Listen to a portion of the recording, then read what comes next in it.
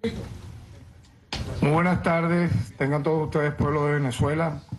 En este momento nos encontramos recibiendo en la sede central del Ministerio Público a la ciudadana primera vicepresidenta de la Asamblea Nacional Constituyente y a un grupo de víctimas de violaciones expresas a la ley contra el odio, y también, por supuesto, a una comisión de constituyentes, presidentes de comisiones, etcétera, a objeto de, en este caso, nosotros recibir de manera formal un exhorto aprobado por la Asamblea Nacional Constituyente que exige a las autoridades del sistema de justicia, incluyendo, por supuesto, al Ministerio Público, que es titular de la acción penal, el cumplimiento de esta ley aprobada, y hay que recordarlo, luego de una escalada terrible que vivió Venezuela entre los meses de abril, mayo, junio y julio, donde ciudadanos venezolanos, por ser afectos al Estado venezolano o a el gobierno como tal, fueron víctimas particularmente de una modalidad escabrosa como era la de quemar vivos a ciudadanos. Uno de los emblemas o símbolos más tal vez globales conocidos es el de Orlando Figuera, quemado por un grupo de asesinos en Plaza Altamira, pero también recordemos cómo se multiplicó esa modalidad en el estado Lara.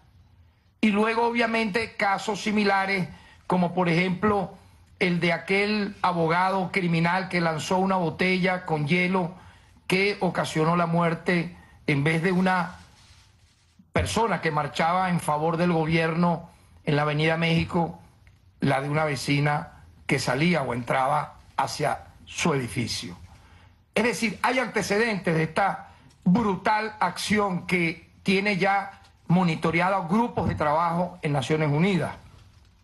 Cuando ejercíamos la Defensoría del Pueblo hicimos nosotros la tipificación de ese tipo de actos que no eran lesiones graves, ni lesiones gravísimas, ni lesiones personales, sino nosotros en aquel momento hicimos campaña para que se entendiera que esto era un fenómeno criminal conocido como crímenes de odio. Es decir, cuando usted ataca a alguien por su condición política y lo quema vivo, lo golpea, lo revienta a palo, le quema la casa, como ocurrió, repito, en el 2017, o por su razón ideológica, social, sexual, etcétera.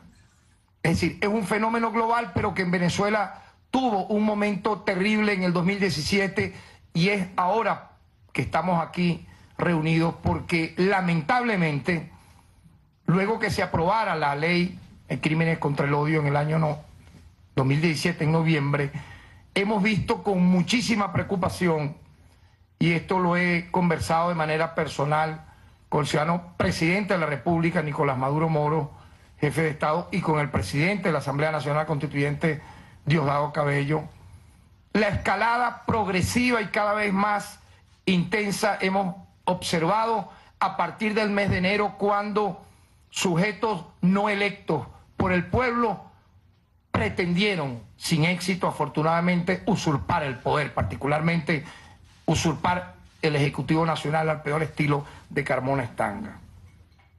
Por lo tanto, nosotros queremos detallar, para darle luego la palabra a la diputada constituyente Tania Díaz, ¿qué significa esta tipificación de crímenes de odio? Muy brevemente. Es cuando, como dije, una persona ataca a otra motivada por todo este tipo de prejuicios discriminatorios que pueden llevar incluso a la muerte o quedar la persona mortalmente herida. Hemos visto cómo, por ejemplo, judicializados muchos de ellos ahora en la gestión de este Ministerio Público, porque quiero recordar que la anterior titular del Ministerio Público, prófugo de la justicia, viviendo como viven las reinas de la mafia, rodeada de paramilitares, con lujos, vanidades, viajando por el mundo, no judicializó un solo caso de crímenes de odio, así fuesen a la luz pública. Nosotros hemos hecho el esfuerzo y hemos logrado, por ejemplo, judicializar casos como el de Orlando Figuera, el de Dani Subero, el de Pedro Josué Carrillo, el de Héctor Anuel. Por cierto, Héctor Anuel asesinado con un mortero en Lechería y luego quemado. En este caso hemos abierto la investigación en procura de la individualización de los responsables. En el caso de Pedro José Castillo logramos identificar a 2 presuntos responsables quienes tienen órdenes de aprehensión. En el caso de Dani Subero, igualmente un teniente de la Guardia Nacional, quien solo por el hecho de pasar frente a un sepelio, recordemos eso, fue asesinado en Cabudare, también ha sido judicializado. En lo que respecta a hechos recientes, informamos lo siguiente. Luis Manuel Gutiérrez Moreno, padre de la periodista de la Radio del Sur, golpeado por un vecino por su posición política, afecta al gobierno, sin importarle que este ciudadano Gutiérrez Moreno es un ciudadano de la tercera edad. El responsable ha sido solicitado con orden de aprehensión y quiero destacar lo siguiente, para ser imputado por crímenes de odio, no lesiones leves, graves o gravísimas, no, en base a esta legislación actual. Igualmente tenemos el caso de la alcaldesa del municipio San Judas Tadeo del estado Táchira, Ana Bexabé Gandica, quien fue amenazada de muerte y cuya casa fue quemada. Óigase bien, esto no, dime en qué país se ha visto esto. ¿Ah? Estando ella adentro y sus hijos por una turba de manifestantes, quiero recordar, en la casa había 7 niños entre 7 y 10 años de edad. Hay 3 hombres ya privados de libertad por este delito de intimidación pública, donde también hubo hurto calificado y agavillamiento. Y se le aplicará, pues, como dije, el artículo 21 de la Ley contra el Odio por lo agravado de todo lo que aquí he mencionado. Igualmente quiero destacar que, inspirados en la tolerancia más retrógrada, cuando usted no respeta a alguien porque ni siquiera le gusta su vestimenta, porque es de tal o cual color, o porque habla de tal o cual manera, eso es el camino directo hacia el fascismo. ¿Ok? El fascismo. Aquí no estamos hablando ni neonazismo, ni neofascismo. El fascismo puro y crudo. Puesto que se discrimina a alguien, en este caso que hemos mencionado, por su posición política. Afecta al Estado actual, al sistema democrático de derecho, en defensa de la Constitución de la República Bolivariana de Venezuela. No vamos a aceptar que esto siga ocurriendo en estos términos y vamos a aplicar todo el peso de esta ley. Igualmente quiero hacer un llamado a quienes manipulan de manera secreta, clandestina, redes sociales, instigando a la muerte de personas afectas al gobierno, señalando dónde viven, dónde trabajan y cuál es el modus operandi de su rutina diaria para que sean linchados. También estamos trabajando con el DIGESIN y el SEBIN, este tipo de rutina que en masa pareciera se colocan como bots, pero sabemos que no son bots, sino hay autores intelectuales. Aquí hay autores intelectuales. Sujetos que hayan usurpado el poder son autores intelectuales porque en sus Twitter, en sus redes llaman a matar a chavistas, llaman a golpear a personas identificadas con algún poder público nacional. Eso no puede ser aceptado, ni de ninguno ni de ningún otro lado. Es decir, aquí estamos hablando en línea general obviamente, pero la escalada que estamos viendo, ustedes pueden observar como lo he narrado, son producidas por personas que puede respetársele, que sean opuestas al Estado venezolano, pero que lo hagan con el debate público y oral o escrito, no por esta vía criminal, delictiva, que no vamos a aceptar. Dicho esto, pues, cedo la palabra a la constituyente Tania Díaz, quien explicará un poco el espíritu de ese exhorto y lo que del debate reciente que tuvo la Asamblea Nacional Constituyente. Adelante.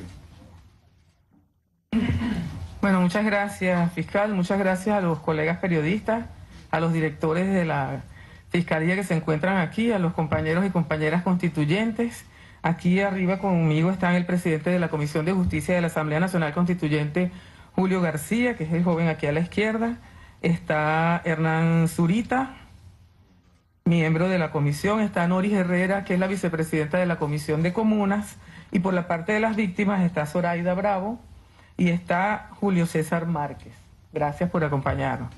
Mientras yo voy a tener esta brevísima conversación para explicar la razón por la cual le traemos el exhorto al fiscal, le pido a los compañeros de la prensa de Venezolana de Televisión que vayan transmitiendo algunos ejemplos de estas expresiones de odio que hemos visto a través de las cuentas personales de algunos voceros políticos y algunos influencers sociales, para que veamos de qué se trata, ¿no? En primer lugar, recuerdo que la función de la Asamblea Nacional Constituyente, según el artículo 348 de la Constitución, ¿verdad?, es transformar el Estado, crear un nuevo ordenamiento jurídico y redactar una nueva Constitución.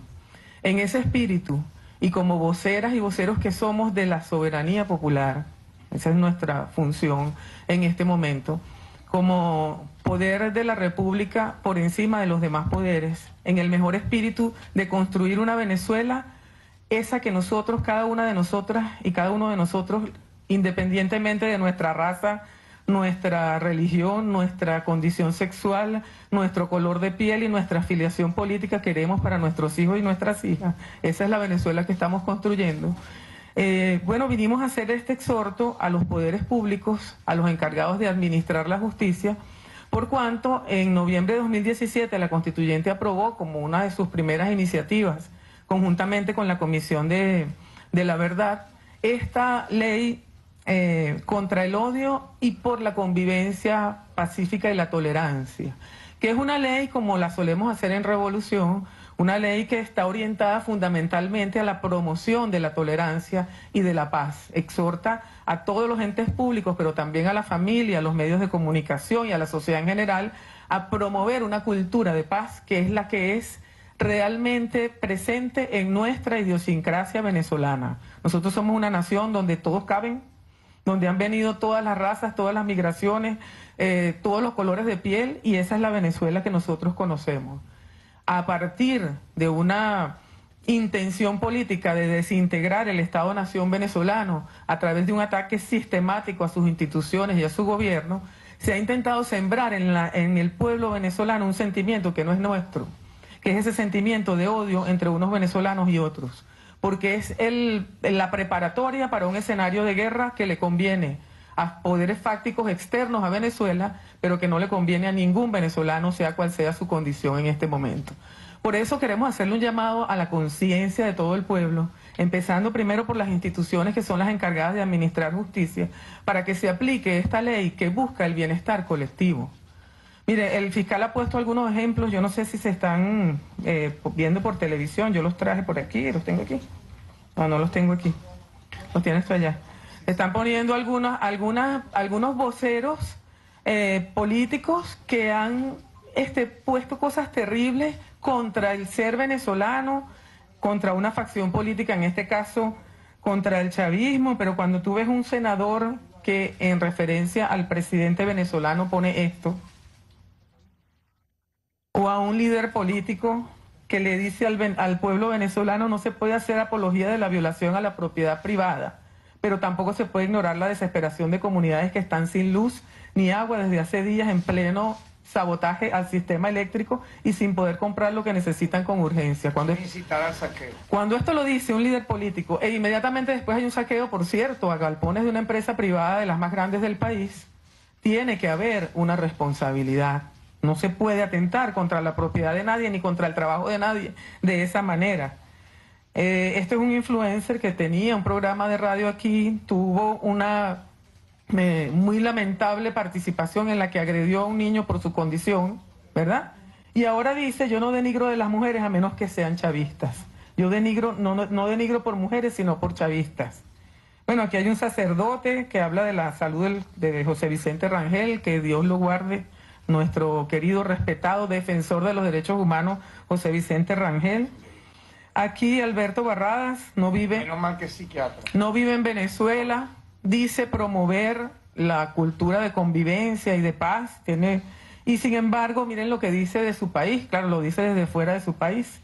¿Qué hay que hacer? Primero, una fuerza militar debe apresar o matar si resisten violentamente a Maduro y sus acólitos.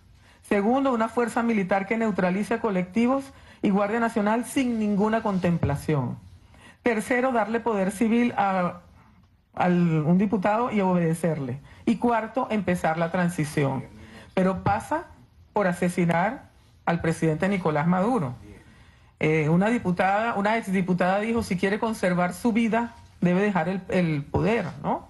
Lo que yo estoy narrando esto para que nos demos cuenta de cómo se va escalando en algo que empieza contra una, y ustedes pueden ver los ejemplos que hay en Libia y en Siria, empieza contra una facción del país política o contra un grupo étnico, y después es una discriminación y una agresión total contra el pueblo venezolano. O nosotros no nos vamos a recordar cómo fueron perseguidos los compatriotas venezolanos en Ecuador después de toda esta operación de propaganda de guerra que estamos viviendo nosotros aquí en Venezuela, o después del 11 de abril.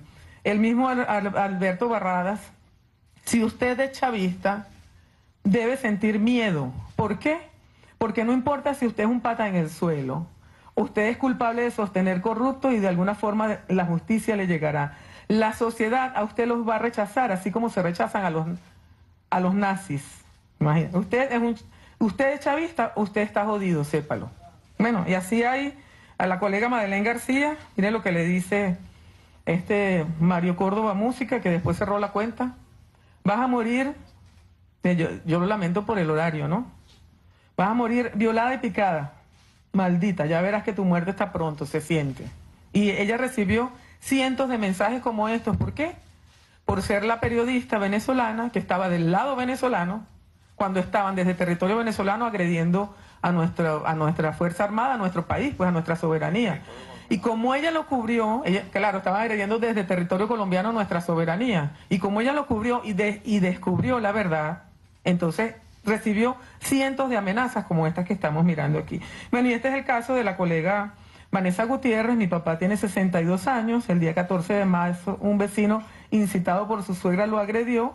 El día anterior nos habían amenazado por chavistas. Y así tenemos miles de ejemplos. Como habían dicho el fiscal, se publica la dirección con la fotografía de Google donde viven algunos constituyentes, por ejemplo, el nombre de sus hijos, el nombre de sus familiares, se les llama a buscar. Y yo les quiero pedir a usted, fiscal, así como lo hicimos al TCJ, a la Defensa Pública y a la Defensoría del Pueblo, y donde tengamos que ir, que por el bienestar de todo el pueblo venezolano para el cual trabaja la Asamblea Nacional Constituyente. Nosotros trabajamos para el futuro de la patria que nos merecemos y la que hemos trabajado todas y todos. Por el bienestar, por el saneamiento mental de nuestra sociedad, le demos una aplicación justa al contenido de esta ley, que como dije es una ley que promueve la paz, pero es una ley que también aplica sanciones debidas y justas para aquellos que o inciten y promuevan la violencia o ejecuten acciones de violencia por razones de odio. Muchas gracias. Muchas gracias. Cumpliremos pues con este mandato, ya lo estamos haciendo, y quiero destacar ya para finalizar que este Ministerio Público tiene entre sus principales prioridades, aparte del ataque a la corrupción y al narcotráfico, y por supuesto las violaciones a derechos humanos, este tema, este fenómeno que no vamos a permitir siga escalando, porque finalmente busca, como ya se ha dicho, excusar una situación interna en Venezuela que propicie una intervención militar extranjera. Así que estos detalles no es que vamos a hacerlo en tiempo real, ya lo estamos haciendo, ya están las órdenes de aprehensión de muchos de estos criminales, y cuando tengamos ya resultados, obviamente pues también se los comunicaremos a todos ustedes. Muchas gracias.